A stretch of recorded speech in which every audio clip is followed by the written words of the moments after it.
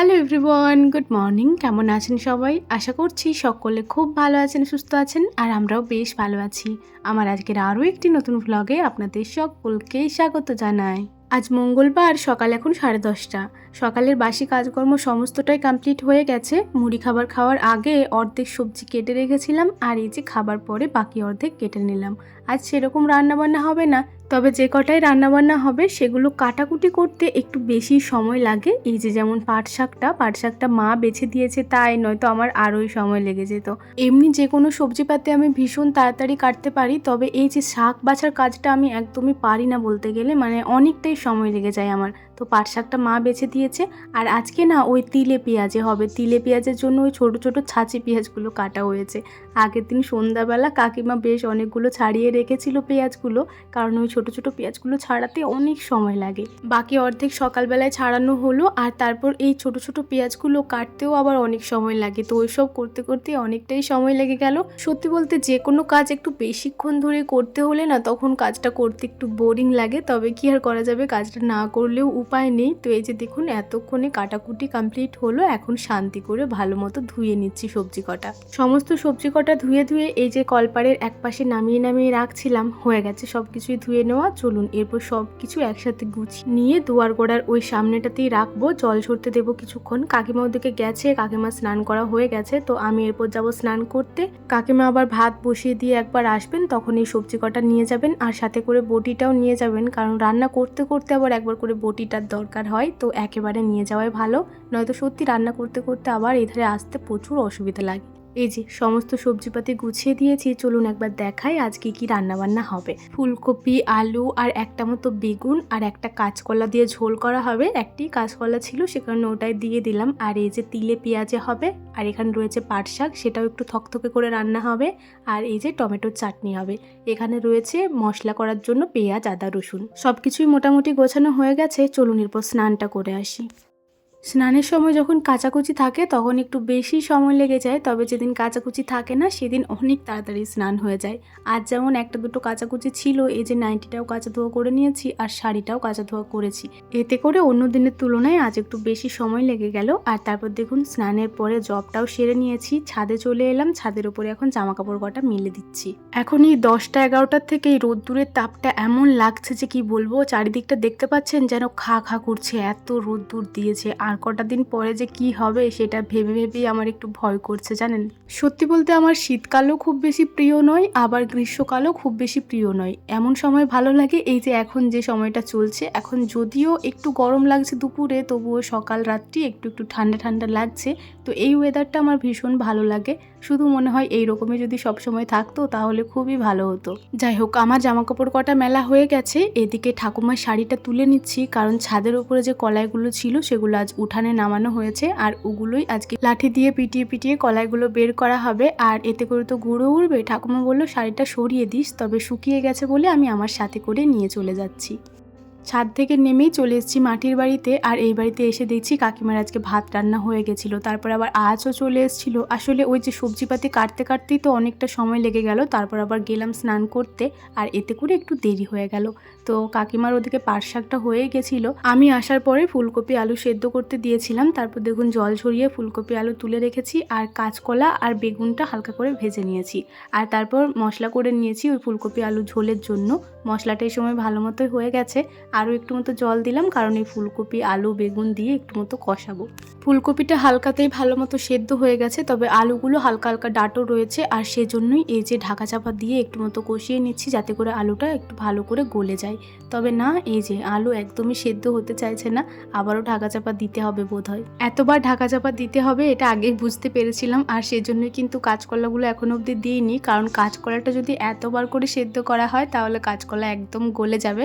এই যে এই সময় মোটামুটি সমস্ত সবজিগুলো সেদ্ধ হয়ে গেছে, আলুটাও মোটামুটি সেদ্ধ হয়েছে। তো এই সময় কাঁচকলাটা দিলাম, আর কাঁচকলাটা দিয়ে একটু মতো কষিয়ে নিয়ে জল দিয়ে দিলাম প্রায় 1 ঘটি মতো।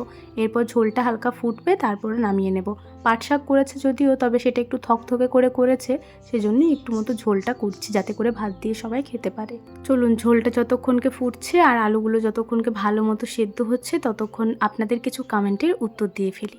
এক বন্ধু কমেন্ট করেছে যে দিদিভাই তুমি কোন অ্যাপ থেকে ভিডিও এডিট করো? আমি ইনশট অ্যাপ থেকে ভিডিও এডিট করি। এই কথাটা আমি বারবার বলেছি, তবুও আপনারা যারা নতুন বন্ধু আছেন তারা আমাকে জিজ্ঞাসা করছেন, তো আবারও বলছি আমি ইনশট অ্যাপ থেকে ভিডিও এডিট করি। ওই অ্যাপটা ভীষণ পরিমাণে সোজা।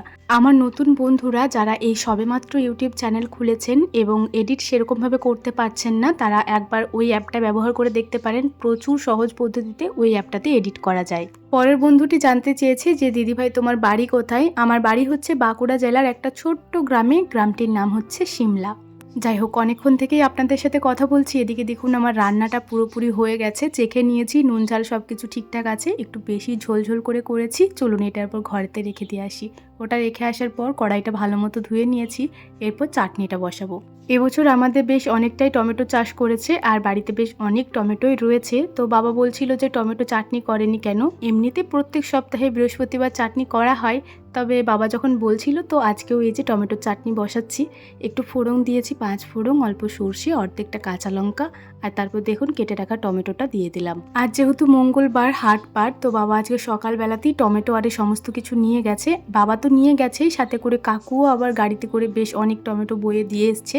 সে কারণে বাড়িতে আজ সেরকম বড় বড় টমেটো ছিল না, ছোট ছোট বেশ অনেকখানি টমেটো ছিল। ওগুলোই কেটে এই যে চাটনি বানানো হচ্ছে। টমেটোগুলো হালকা ভেজে নিয়ে অল্প লবণ, অল্প হলুদ দিয়ে একটু মতো ভালো করে ভেজেছি। এই যে টমেটোটা যখন গলে গেছে তখন দিয়ে দিলাম গুড়টা দেওয়ার পর আরও কিছুক্ষণ ফুটিয়েছি। এই যে কালারটা এই সময় কি ভালো এসেছে দেখুন। আজকে না উনানে আঁচটা সেরকম নেই, ওই যে ঘুটে দিয়েছি একটা একটা করে, আর ওতে করেই চাটনিটা সারলাম।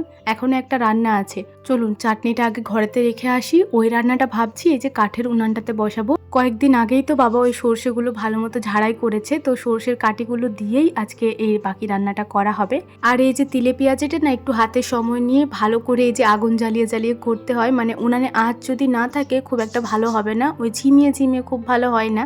একটু বেশি গড় করে আগুন জ্বললে পরে তাহলে খুব ভালো হয় রান্নাটা। তো এই যে কাঠের উনানে কাকিমা একদিকে সর্ষের জাল দিচ্ছেন আর আমি একদিকে রান্নাটা বসাচ্ছি। কড়াইয়ে বেশ খানিকটা তেল দিয়ে অল্প কটা 5 ফোড়ন দিয়েছি, তারপর ফোড়নটা ভালো মতো ভেজে এই যে ছাঁচে পেঁয়াজটা দিয়ে দিলাম। প্রথমে পেঁয়াজটা একটু ভালো মতো ভাজবো। এই যে কতটা কমে গেছে দেখুন, একটু নরম হয়ে গেছে পেঁয়াজটা।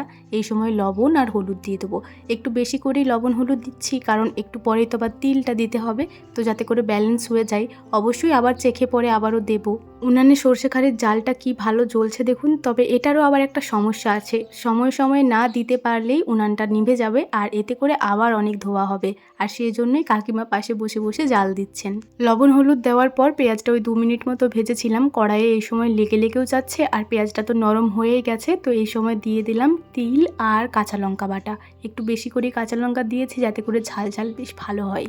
যেহেতু পেঁয়াজটা দেওয়া আছে আর পেঁয়াজ দেওয়া থাকলে না খুব কড়াইয়ে লেগে যায়, সেজন্য দেখুন সাঁড়াশিটা নিয়ে এলাম যাতে করে ভালো মতো কড়াইয়ে যেটা লেগে যাচ্ছে সেটা ছাড়াতে পারি, নয়তো কড়াইটা পুড়ে যাবে আর ভালো করে ওটা ছাড়াতেও পারবো না। যখন তিলটা একদম ঝরঝরে হয়ে যাবে, এই যে ঠিক এই সময় একটু লবণ চেখে নামিয়ে নেবেন। এটা একবার অবশ্যই বাড়িতে বানিয়ে দেখবেন, ভীষণ ভালো লাগে খেতে। বাবার বাড়িতে থাকতে এইসব আমি কখনো খাইনি, তবে শ্বশুর বাড়িতে এসে এটা আমার ভীষণ পছন্দ হয়েছে। আসলে তিলের যে বড়া ছাড়াও আরও অন্যরকম রেসিপি আছে এটাই আমি জানতাম না, এখানে এসেই এত ধরনের রেসিপি জানলাম। যাই হোক, এখন অনেকটাই সময় পার করে ফেলেছি, প্রায় 1:30-2 মতো বাজে। এই সময় এই যে দুপুরের খাবার খাওয়ার জন্য এলাম। কাকিমা আজকে কি সুন্দর করে আমার থালাটা সাজিয়ে দিয়েছে দেখুন। আসলে সাজিয়ে গুছিয়ে না দিলে না আমার খেতে ইচ্ছা করে না, তো আমাকে মিষ্টুকে একটু বেশি ভালো করে সাজিয়ে দেয় কাকিমা। তিলে পেঁয়াজিটা দারুণ হয়েছিল আজকে। খাওয়া দাওয়ার পর বাসনপত্র সমস্তটাই নিয়ে চলে এসেছি কলপাড়ে। আজকে খুব বেশি বাসনপত্র নেই, কারণ রান্নার পরের বাসনপত্রগুলো কাকিমা একবার ধুয়ে নিয়েছেন। আজ তো একটু তাড়াতাড়ি রান্না হয়ে গেছিলো আর সেজন্যই ওটা ধোয়ার সময় পেয়েছিল। যেদিন একটু দেরি হয়ে যায় রান্নাবান্না হতে আর রান্নাবান্না হওয়ার সাথে সাথেই সবাই খাবার খেতে বসে পড়ে, সেদিন ওই সব বাসনপত্রগুলো থেকে যায় আর সেদিনে বাসনপত্রের পরিমাণটা একটু বেশি হয়ে যায়। তবে আজ যেহেতু রান্নার পরের বাসনপত্রগুলো ধুয়ে মেজে নিয়েছেন, তো সে কারণে বাসনের পরিমাণটা একটু কম রয়েছে। এই যে এঁঠো বাসন কটায় রয়েছে ওগুলোই এখন মেজে দিচ্ছি।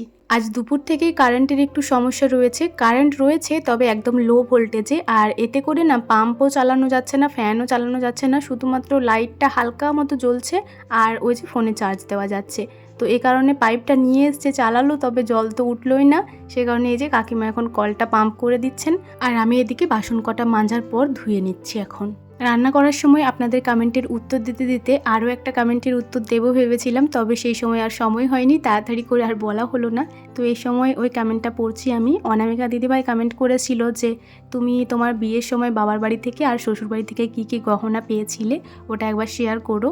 আসলে আমাদের বিয়েটা তো একটু বেশি তাড়াহুড়োর মধ্যে হয়েছিল, সে কারণে আমি সেরকম কোনো গহনাগাটি পাইনি। ইউটিউবে অনেক ব্লগারদের দেখেছি যারা গহনা কালেকশন ভিডিও বানায়, আমার সেরকম গহনাগাটি নেই, সে কারণে আমি ওইসব কোনো ভিডিও বানাইনি।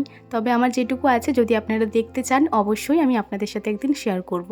যাই হোক, এদিকে দেখুন বাসনপত্র সমস্তটাই মাজার পর ধোয়াও হয়ে গেছে। এরপর কাকিমা বাসন কটা নিয়ে যাবেন ওধারের বাড়ি, আমি এরপর যাচ্ছি ঘরেতে। আজকে ভিডিও এডিট করা আছে, শুধুমাত্র ভয়েস ওভার দেব আর তারপরেই একটু ঘুমাবো। বাবা আজকে হাট থেকে 1 ডজন কলা এনেছিল। ভাত খাওয়ার পরে এটা সেটা একটু খেতে বেশ ইচ্ছা করে, তো এখন একটা কলা খাবো, তারপরে ভিডিওতে ভয়েস ওভার দেবো।